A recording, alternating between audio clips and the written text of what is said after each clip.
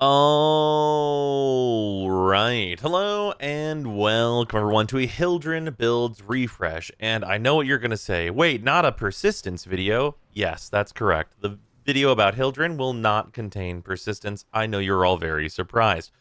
For that, this build does have some particular requirements, but there's a significant payoff to those requirements, and I want to talk about it. Thankfully, those requirements do not include any of the shards installed on Hildryn. I have 4 Tau Strength shards on her, which are all very nice. I like having those. They do make the build better, but not in a way that is going to make it like playable or unplayable. There's no breakpoints here. It just is good to have more strength, and these could really flex out to whatever you want. The parkour velocity, if I had this shard to put in Hildryn, I always would, but it's of course not needed as it just makes the movement more smooth. So none of the shards are needed in any way, shape, or form. What is absolutely required is dog, specifically the Roxa Kubro. Now, this build is still being formud, and there's some like flex you can do in here, but the important stuff that is going to be in here that I want to address right away is that Protect is really consistent with giving you a large amount of shields constantly. Basically, this is like if you had Guardian, but always, and it was always regenerating a smaller portion of your shields. And this works as the battery for Hildryn to always have shields to use for all of her abilities without needing to use her 2, without needing enemies that have armor or shields themselves.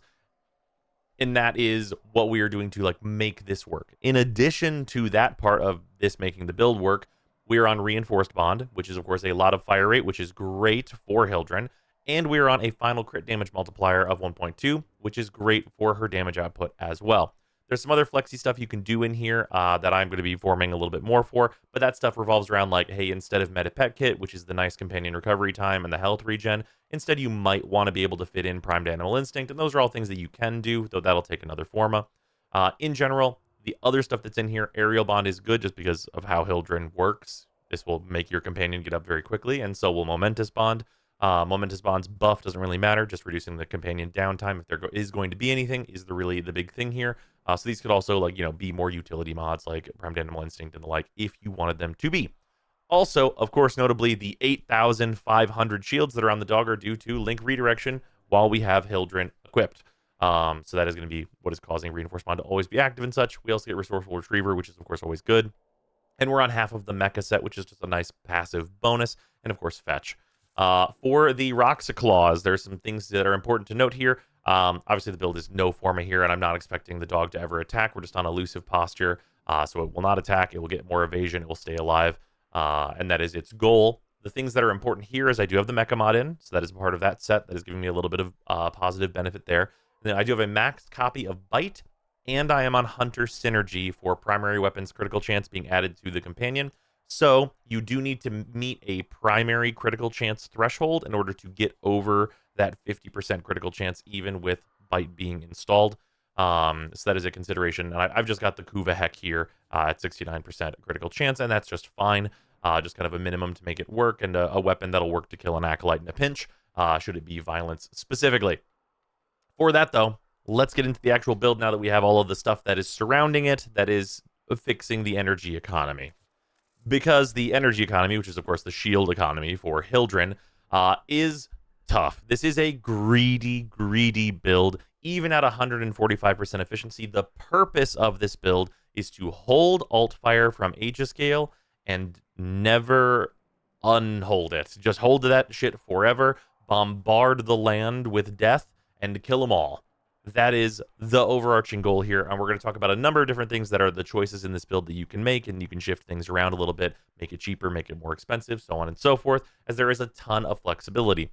That flexibility mainly comes in the form of stretch and overextended. I really like the range on this build, but you could probably drop one of these, and if you're comfortable with that amount of range, then you can live in that place and be just fine. So if you wanted to drop stretch and replace this with either like more efficiency, maybe transient fortitude, anything like that, that is reasonable for like, strength up, duration down, all of those kinds of little changes you can make to the build. And also, if you're feeling especially greedy, kind of for no reason, you could put Blind Rage in, but I have found that going below the 145 efficiency that we're getting between Streamline and Boreal's Hatred, even with Protect constantly giving us tons of shields, it gets a little dicey for the shield regen. Of course, Boreal's Hatred, a unique mod that we don't see very often. The shield capacity, ability efficiency, and damage reduction while we're airborne is just all 3 stats that Hildryn loves to see. And that is, of course, compounded with primed redirection for more shield capacity. Now, speaking of shield capacity is also damage up due to Aegis Scale, because we're going to get 15% of our max shields as additional damage, which will make you instantaneously ask me the question, hey, in these arcanes, where's expertise? What's expertise doing? Isn't that going to be good? The answer is no, unfortunately. So, expertise is that 100% ability strength modifiers are also applied to max shields. This is almost good.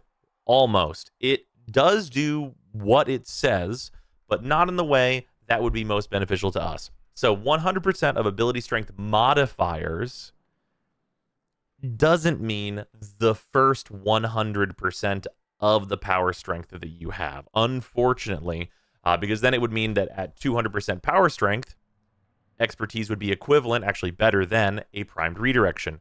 Unfortunately, that breakpoint is at 280% strength, where it becomes better than a primed redirection, and that is a absolutely massive amount of investment to get to that point. Also, that means that the baseline for what expertise offers is actually nothing instead of something. If it was expertise is a baseline 100% shield increase, and then you can make that even better the more strength you add, it would be exceedingly compelling and almost assuredly the correct choice for Hildryn.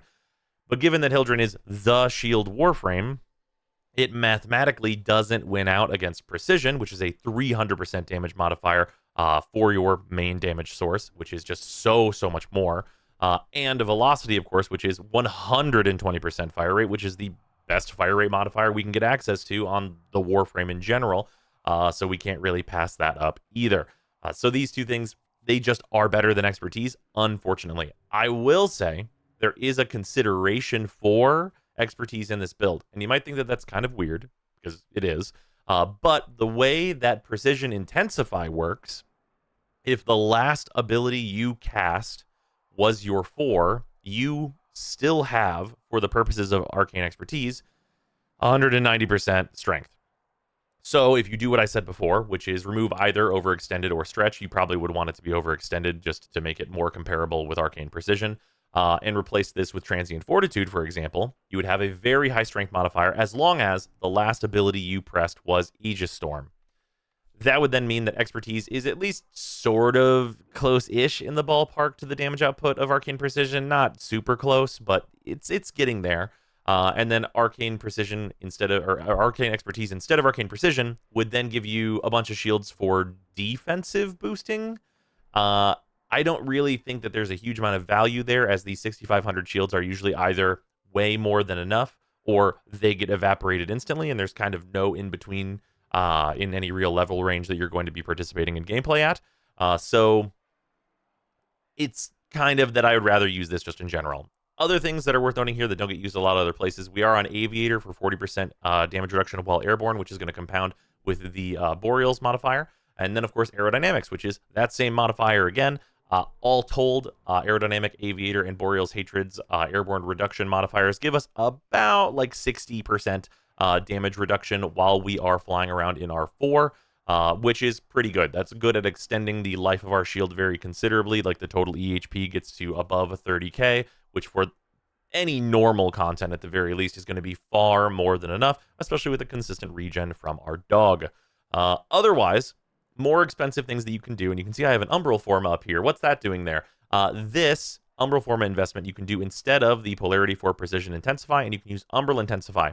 This is only going to be what I would do in the situation that you're using Roar or Nourish or some kind of damage buff or some kind of damage plus that you are using on other abilities in your kit. Otherwise, I would just stick to this for a reason we're going to talk about in a second. But if you are using a Subsume that is a good damage boost for your gun, pretty much that is what you're going to want to do, is swap to the Umbral mod instead. Otherwise, I actually don't think that currently, in the current balance of the game, that Pillage is particularly like worth investing tons and tons of strength towards, and you're going to get more out of just your 4 being stronger. And by virtue of your 4 being stronger, with the way the Precision Intensify works, your 1 is much stronger. So, with Aegis Gale and Aegis Storm, when you cast your 4, Precision Intensify gives you 90% strength. Because your 4 casts your 1 for you without you casting your 1 gets this 90% ability strength as long as you did not activate Balefire yourself and then turn on Aegis Storm. So if you use Aegis Storm to turn on your 1, it does get the Precision Intensify bonus, which is really worth noting because this affecting 2 abilities instead of just the 1 kind of makes it way, way better than it would normally be. So that's just a few quirks and things to note about the build and why it looks this way. I really enjoy the high range on this build personally. But like I said, it's not absolutely vital, especially depending on what you're going to be shooting at. Sometimes you really don't need the additional range on Balefire, but definitely the 7-meter explosion radius is quite nice for clearing out large groups of enemies, which you're going to see now. Other thing that is worth noting here, alongside needing the crit minimum on our primary weapon, which we are meeting to turn on our bond mod, we are also on Matterize. There's a small damage bonus there, and we are on a Furax. So it doesn't have to be the Furax Wraith with like the full build and all that stuff. The only important thing here is that we are on Furax body count. This is 45% fire rate for secondary weapons, which Hildryn's Exalted is. So you want it. You want to use this. It's a melee weapon that's going to buff the thing you're actually doing. So ideal for obvious purposes, I think. With that, it's pretty cut and dry, pretty simple here. I mean, like, you know, nothing crazy. Even without Roar, this is a very, very powerful amount of damage that you're going to be dealing. With that, the build does have 2 options. So we have an Enervate build, which is what I have gravitated towards more so because instantly killing all the enemies has been quite nice. But I will say, and especially for higher level gameplay, if you're going to go like very deep into Cascade or something, I do think it's very beneficial to be on Fortifier, because not only are you going to be getting the ×8 extra damage to Overguard, which is really nice for making sure enemies are affected by your 4 and is going to power through those enemies much more quickly, getting the Overguard yourself to go over top of your shields to protect your energy, basically, is really, really powerful and nice. These builds don't change too much between them, though. Pretty much the difference is that if you're on Enervate, Prime Target Cracker is really good because, hey, you're doing crits. Who would have thought? And then here we just go for more fire rate, so more bullet per time is also quite a nice damage modifier as well, though we do have a lot of fire rate in other places, so this one does tend to be higher damage. This one is more safe. But the Enervate build is, of course, very, very strong. It's like, you know, forcing crits on a weapon that would not otherwise do critical things. Now, I do want to note that there is a bug plaguing Hildryn currently, and hopefully this video can bring some attention to it, so it ideally would get fixed. In order to show that, we are going to spawn in some Eximus Heavy Gunners, who should spawn at least a little bit with the parameters that I'm desiring, which is that there should be an Arctic Eximus here. So, you don't do any damage to Arctic bubbles. It doesn't, like, work. Your projectiles just kind of, like, fizzle out. Which is really annoying. That's definitely a bug, and not supposed to occur, and you can just, like, fly into the bubble and, like, you know, deal with it that way, and do all that business, and it's not really a big deal because you're Hildryn. But it is really annoying, and hopefully that doesn't stick around for much longer, because it is, like, the one thing that is a real peeve about using Hildryn currently, is that when an Arctic Eximus shows up, especially in a very weird position, to get at them quickly, it can make you feel really useless really fast. But that definitely is for sure a bug. It should be, you know, quite normal to just pop through those with the very large raw damage that Hildryn does provide to get rid of those Arctic bubbles. But right now it just doesn't function, which is something that is worth calling out. And will probably come up in the mission that we're about to jump into. So yeah, we are just going to jump into some Tav and show off the new Hildryn stuff. The KPM here has the potential to be very, very high because Hildryn's 4 goes through walls. In certain scenarios, you can get like upwards of like 150 plus KPM in a mission like Tav, or like, you know, even in the, you know, tight tile sets where you think that Hildryn might be less effective, she actually turns out to usually be quite good. And we're gonna jump in and do that and show that. So let's head there now. Tav, we're going to Tav. Yeah, pretty. This build's pretty powerful. It is mega greedy and will not work in all scenarios because it requires a companion. But, I mean, in most places, you're going to have a companion. You know, if you're looking at, like, ETA, EDA, like, you get a companion choice in there. You can easily swap to a Roxa. The Roxa, you know, not particularly difficult to get access to, though of course some people just have not done the Kubro grind, which actually, that's a curious point. I would be really, really curious to know how many of you have, like, the Kubros. Like, have invested in actually getting, like, the different Kubros, or at least, like, a couple different ones that you found to be useful. Like, is this build enough to be like, oh, well, it's worth having a Roxa around because the shield regen is actually good and, like, might come up. Because, like, it comes up here with Hildryn just being able to, you know, just power through and just shoot. And, like, is a build for Hildryn enough? And if it's not, is that because you don't really care about Hildryn? You're just like, what's Hildryn up to?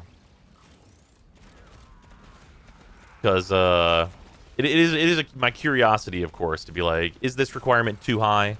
Because, like, we've recently talked about, like, hey, this needs Archon shards. There's been, like, you know, a lot of persistence builds that really love to enable persistence through the use of Archon shards. And this is, you know, not an Archon shard requirement. Of course, it's much easier to get a Kubro than it is to get a whole host of Archon shards. But is a requirement like this something that you just be like, nah, ignore that? Or, like, you know, is like too much to ask? These are, you know, these are just the things I'm curious about.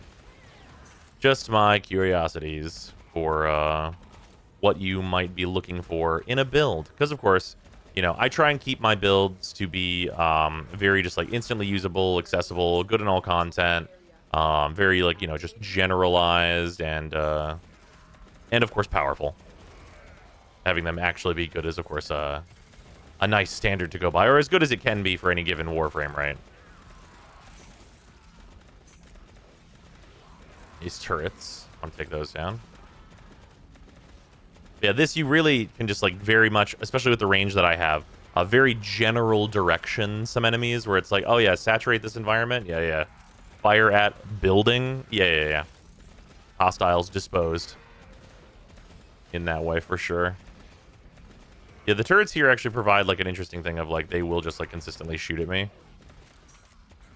But this is much different than the kind of usual I've gone for in the past with Hildryn, which is usually like a lot of, you know, like adaptation and you know, Aegis and all those types of effects for, like, very consistently always having shields and kind of bolstering defensively and offensively with the ability to spend those shields.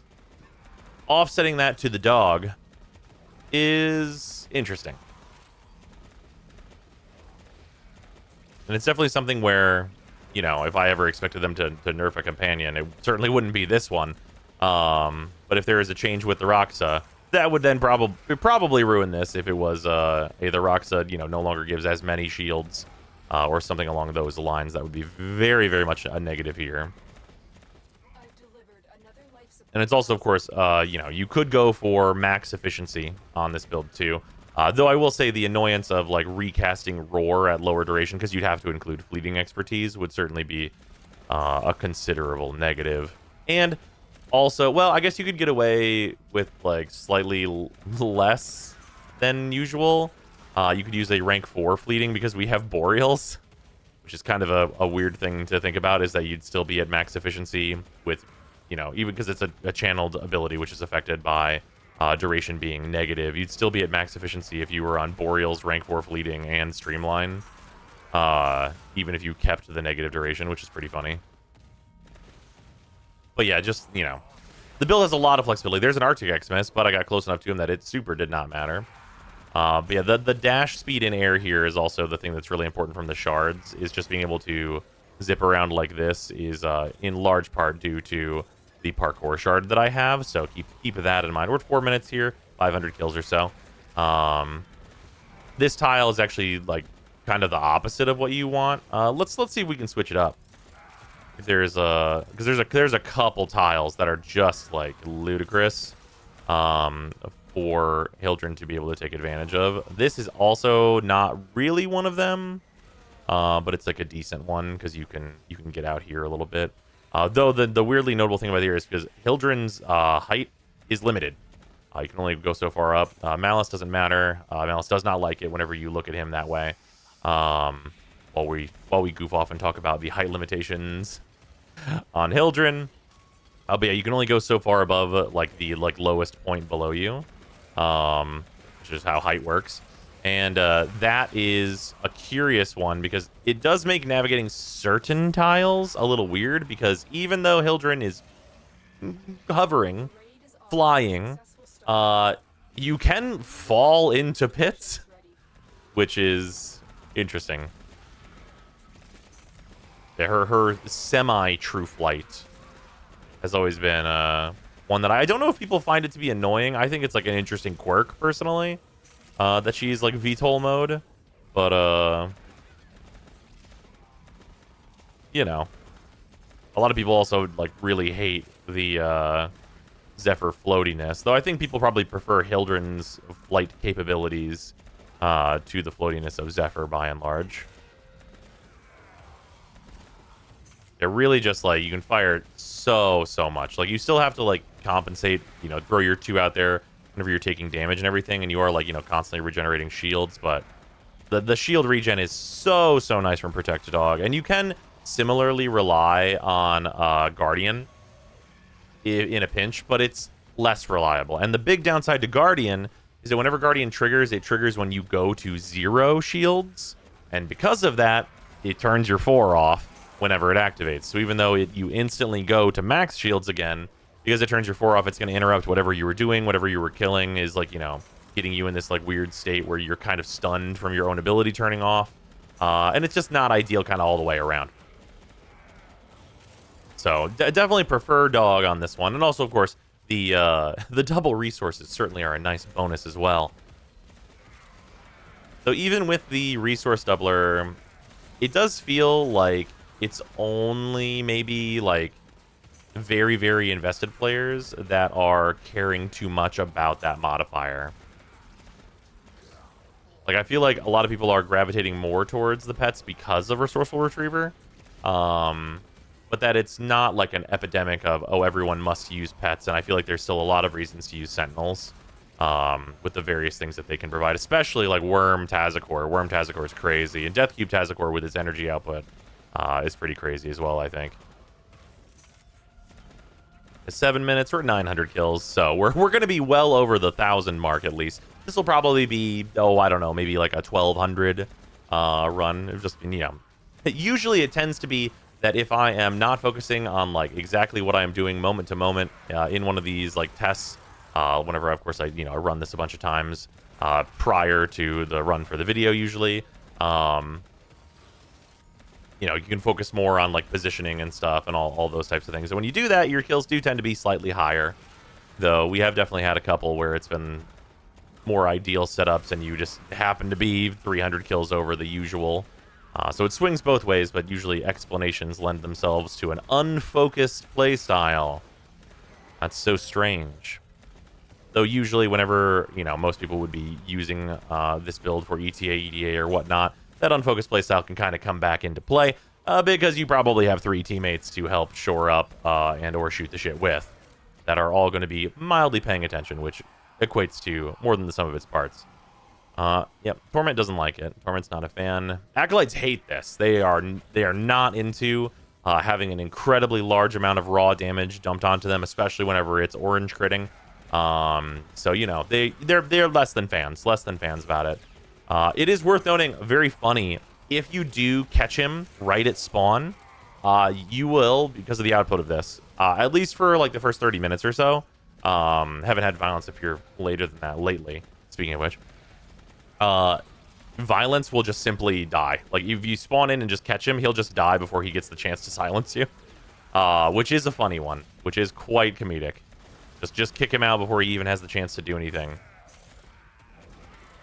But that is, you know, not always going to be the case, especially not as you like go into an endless mission for longer, if you're doing any number of different mission types. The one thing that is weird, speaking of number of different mission types, for Hildryn is that, like, you are sort of zippy. Like, you can, like, you know, getting the parkour shard in there, like, you can dodge around and stuff. And, like, there's some, like, thought to using, like, maybe the Praetos and stuff to enable that to be even a little faster.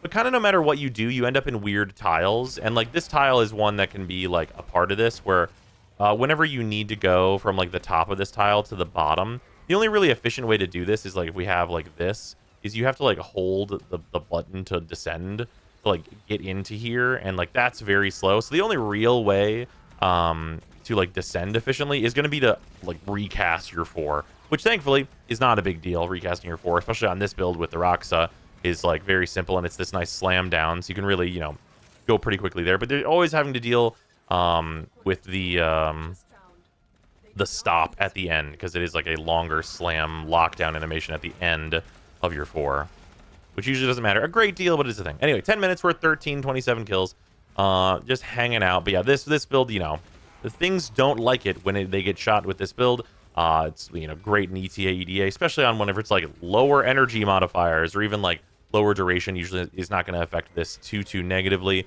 And of course, you could always swap out Streamline for fleeting expertise. Though if you do lower duration plus fleeting expertise, it's usually not a great combination to actually go that way. But you know, swapping to like Aegis and whatever else is, there's all kinds of solutions, thankfully, for the different modifiers that Hildryn can run into in ETA, EDA, and all that business. And she's quite flexible at dealing with them because she's got a built-in great weapon for killing stuff. But yeah, that's what's up with Hildryn. Hopefully you've enjoyed the video, and I'll see you tomorrow. All right, a new year is here, and we actually have some new patrons to thank. Thank you very, very much all for supporting the channel, especially the $10 patrons: Athean, Eighth, Alex Parnham, Arbiter Daydream, Baby Hoot, Barkus, Inuvan, Blotomatic, Brutus Salazar, Cano Lathra, Clob World 3, Dylan Dworsky, Ithrain, James Harthorne, JC4 Science, Josh, Nightcar 1981, Lord Ian, Luzanth, Matt Holt, Mike Kiesman, Mikkel, Michta, Nerve, One Man Wolf Pack, Ruby, S267, Sanyu, Season, Sharp247, Snap the Mag, The Coupon of Death, Waifu Wars, Wodet01, Seraphir, and Zero Weaves Plan. Thank you all very much. And of course, thank you to all of my $5 and $2 patrons as well. Your support is much appreciated. We should be getting a ton of new build stuff out because there is a lot of new things that came out in December and many things to test and figure out.